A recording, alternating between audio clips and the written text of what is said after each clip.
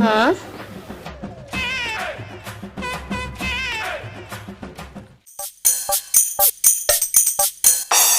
ఏంది డెలివరీ అయినవా?